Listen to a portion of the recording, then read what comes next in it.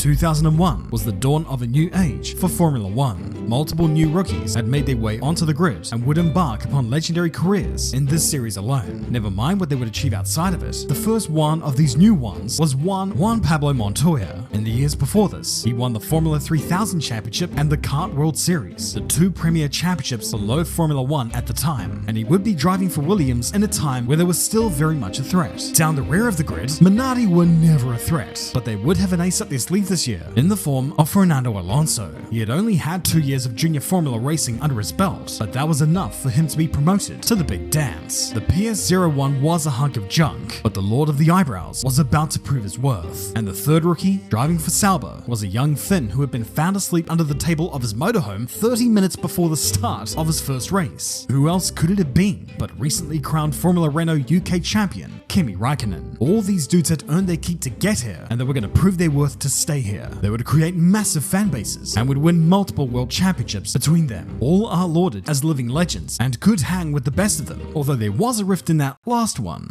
For you see, the Sauber Formula One team had a few big sponsors in these times, and one of them was Red Bull, and the big boss man of Red Bull, Dietrich Mateschitz, at the urging of Dr. Helmut Marko, wanted that Sauber seat to be filled not by Kimi Raikkonen, but by one of their own juniors, Enrique Bernoldi. Marko was a massive fan of the Brazilian after having watched him in the junior series and held him to a higher regard than Kimi, but the owner of the team, Peter Sauber, didn't really share these views. He refused to budge, signed Kimi instead, and told Marko to get his eye checked. This enraged Red Bull to the point where they would end their sponsorship of the Sauber team soon after and would endeavor to enter their own team onto the grid a few years later, which ended up going modestly well for them. Nonetheless, Bernoldi would end up making it onto the F1 grid that year alongside that trio, but he would instead be driving for the cash-strapped Arrows team, which was crippled by the fraudulent Nigerian prince a couple of years ago that had left them on the death rattle.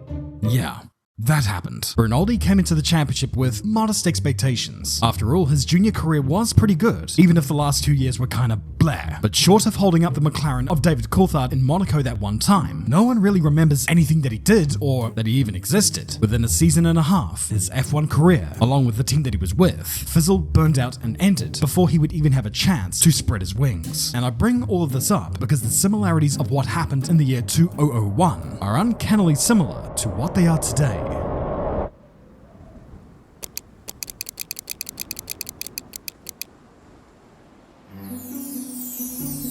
Italian Formula 4 is one of the premier junior categories, and Prema is the premier team in the Premier Championship, hence you always look to them for the next star of the future. This year was no exception, and this particular year would play host to our hero. No, not that guy. Yep, that's him. This guy's name is Gabriel Bortoleto, which you kind of already knew when you clicked on this video. This year was Borto's first when it came to racing cars, after a few years of racing in go-karts in his homeland in Brazil, and for the last 3 years, all throughout Europe. He had come from a family deeply entrenched in motorsport, with his brother Enzo being heavily involved in the technical side of the fabulous Stock Car Brazil series, while his father, well, he virtually now owns the whole damn series. So, take that, Lawrence. You think you could ever own a series yourself? Oh, wait. But that brother of his was a decent driver himself. But compared to what Gabby was pulling off, Enzo decided to give up his dreams, freed up all the racing budget for his brother, and now here he was, in Italian F4. Were there expectations around Borto before this debut? Well, unless you were a Brazilian, not really. His karting results were pretty strong, and amongst some of the most talented drivers to come out of Brazil at the time. But reading this stuff on paper, it didn't really give any indication that he was this next prodigy coming through the ranks. There was some stiff competition at the time, and he didn't appear to be this glowing light. Besides, karting and car racing are two wholly different kettles of fish. Just because you're successful in one part doesn't mean you're going to be successful in the next part. The problem he also had was that his teammates were pretty damn powerful. There was Ferrari Junior Dino Beganovic, who would take a slew of podiums en route to a third placing in the driver's standings, while the newest Italian sensation, Gabriele Mini, would win the whole damn thing in convincing fashion. As for Bortoleto, well, he was down in 5th, with nearly half the points of Mini. He had some strong weekends in Mugello and Monza for sure, and he did at least convincingly beat his other teammate, Sebastian Montoya, in the standings. But at the time, nothing really jumped out to suggest that this was the next big thing going around. They were certainly saying it about Mini, but Borto was just in no man's land. Luckily, however, next year things would be much worse. No longer with Prema, Borto was now with Fernando Alonso's team, which also had a technical alliance with MP Motorsport. It was a good combo, on paper. In practice, however, they could just never hope to match the top dogs in the yard. But despite this slight demoralization, he did have some standout performances such as at the Red Bull Ring, and he was significantly far ahead of his teammate in the driver's standings to further prove his worth and say, you know, I'm not so bad. Maybe I deserve a shot at, say, the team who are the defending champions. And for 2022, he would get that, linking up with the defending champions, whilst also still retaining his links with the Lord of the Eyebrows, who had taken him in under his driver management program. That season, he would take a couple of wins in Spa and Barcelona. In general, his pace looked pretty good. However, he once again would finish behind one of his teammates in the overall standings. The highly acclaimed Hadrien David finished 4th to Borto 6th. There's a few things that you could chalk all of this up to, not least the relative lack of testing for Bortoleto compared to other drivers. But taking the results out of the equation here, there are a couple of things to note about Borto's first 3 years in racing cars. Firstly, he always showed very good speed. He was clearly no slouch and definitely had potential. And secondly, he tended to show some great consistency when it mattered. Does any of that matter in the end though? Well, kinda. Motorsport does involve a lot of smoke and mirrors. The inexperience and lack of testing relative to other teammates did hurt, but you play the hand you dealt, and you just gotta hope that those watching understand that.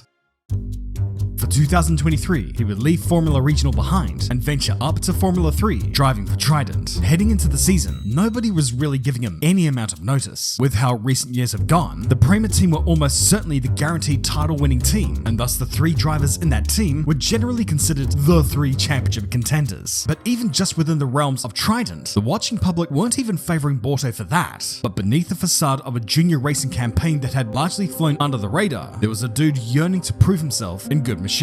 Yes, Prema were the favourites. That's recency bias for you. But Trident were right on them, and this year, they were starting to knock them off their perch. Throughout that season, multiple drivers had shown potential to take the championship. Colapinto, Aaron, O'Sullivan, all were very fast, but they all also lacked one thing: consistency. And guess what Bortoleto had an abundance of?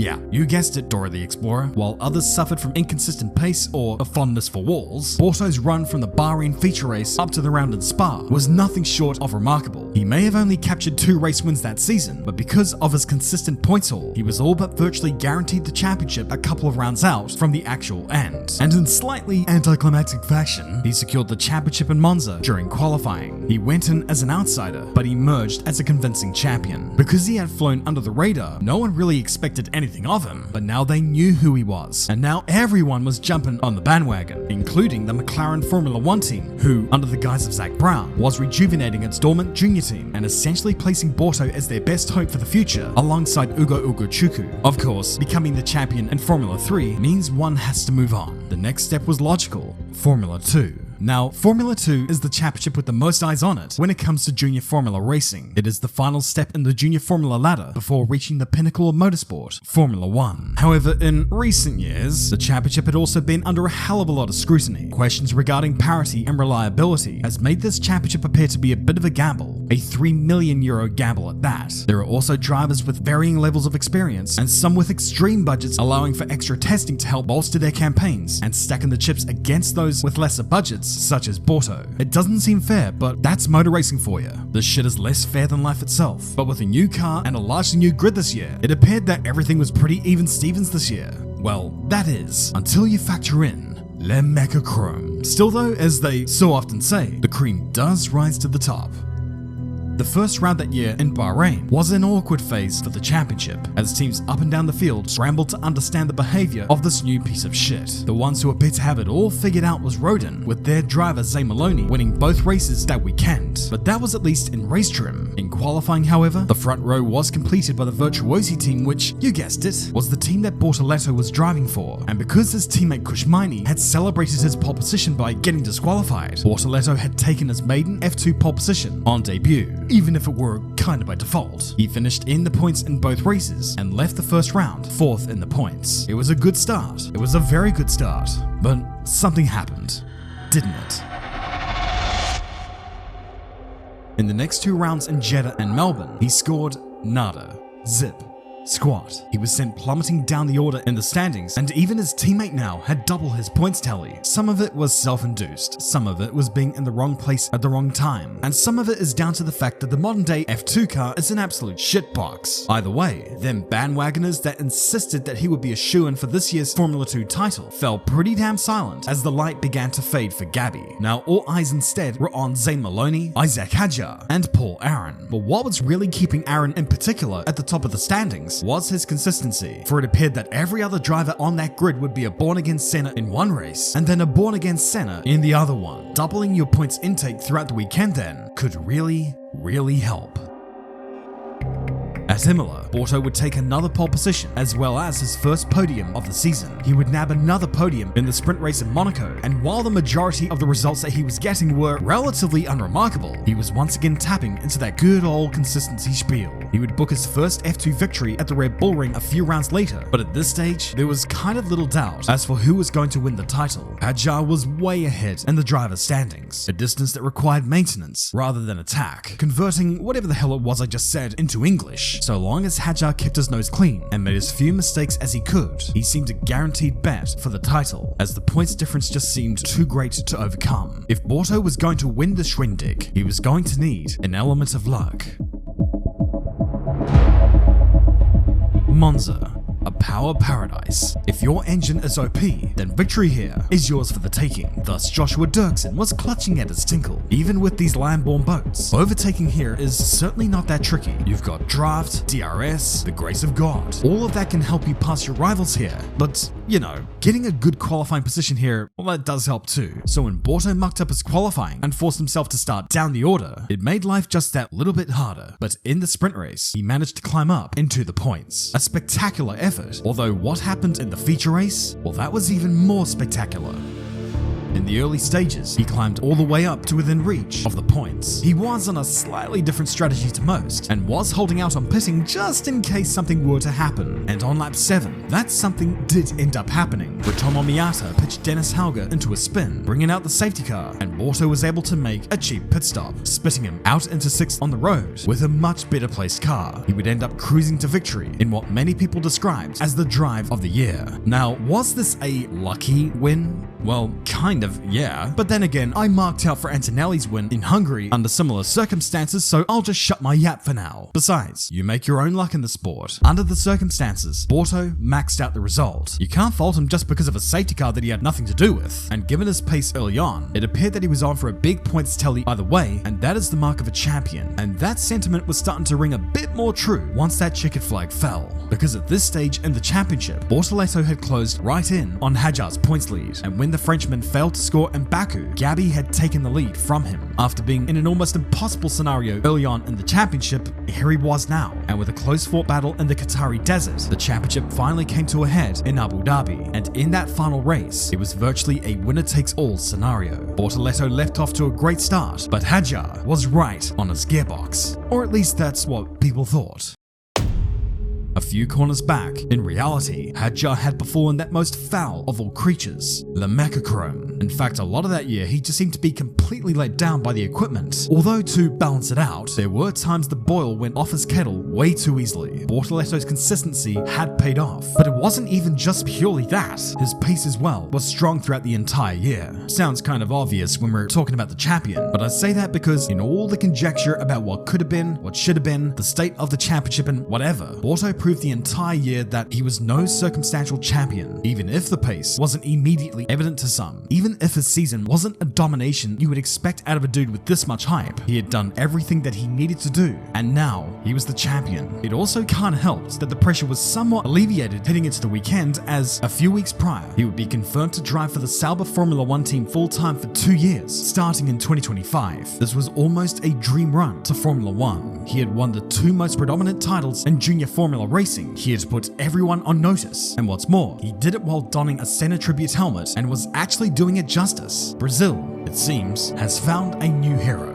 So then, if I've just said all of that, what the fuck is the title of this video? Doomed, you say? How the hell is he doomed? Damn clickbaiter. Okay, so here's my train of thought.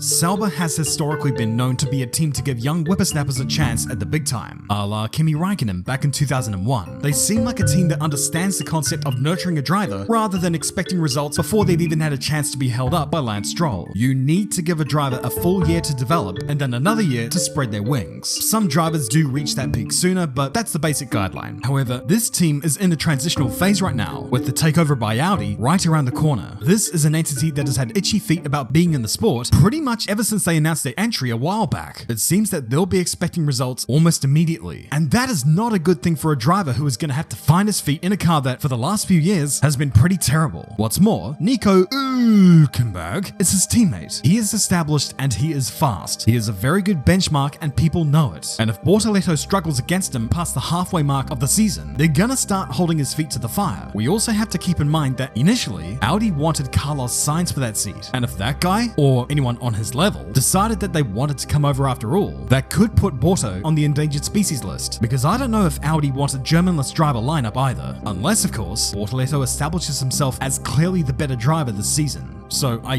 guess that's it. In order to assure his place on the grid beyond this year, he's gonna have to hit the ground running, and beyond this year even, he's gonna have to be on his toes when the new regulations come into play. As we've seen in the course of F1 history, the sport really has not been kind to rookies since the advent of restricted testing. You can have as good a junior career as anyone else, but what really matters is what happens in Formula 1. People will forget those results real fast if you start drowning. Both Nick de Vries and Stoffel Vandoorne were widely acclaimed when they entered the game full time. Both of them were called the real deal, and rightly so. But for whatever reason, F1 never worked out for them, whether it was inter-team politics or a failure to adapt. Sometimes the chemistry is just not there. Even nowadays, we've seen that Jack Doohan is already being held to the fire before his career has even really begun. And there are even people that are cooling off on Oscar Piastri, who at one point was being hailed as Australia's next great world champion or prime minister or something. In which case, never let this Donny try to swim. I realize that all of this does come across as if I want Bortoleto to fail. I don't. I really don't. I'm just tempering expectations here, because nowadays, Formula 1 rookies have the most unrealistic expectations set upon them. There's less testing than ever before. Some of them have to sit out a year or two of racing entirely just to wait for the opportunity that may become available, and yet they're expected to hit the ground running immediately and solve world hunger and eradicate Michael Bay and such, but it's just unrealistic. You need to give them time, and we just don't. Let me put it to you this way.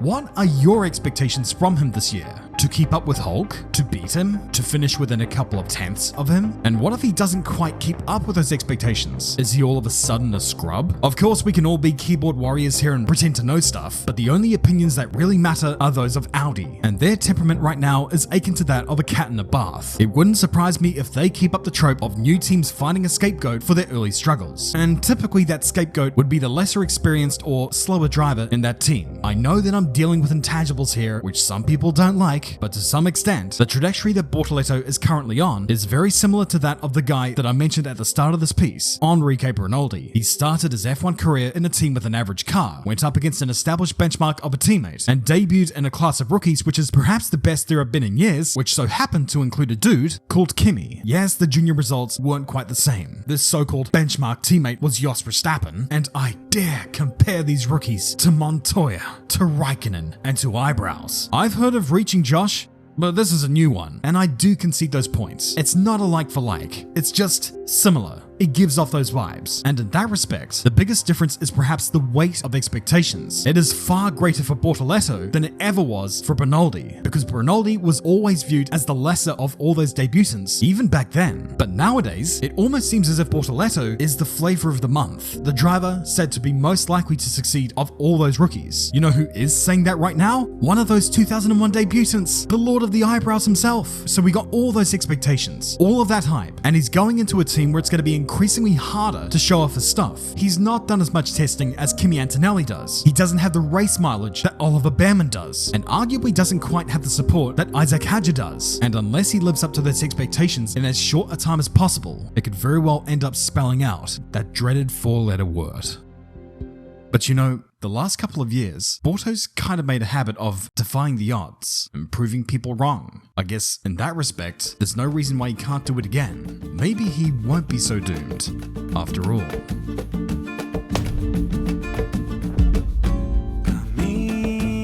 Camina, camina. así de a dónde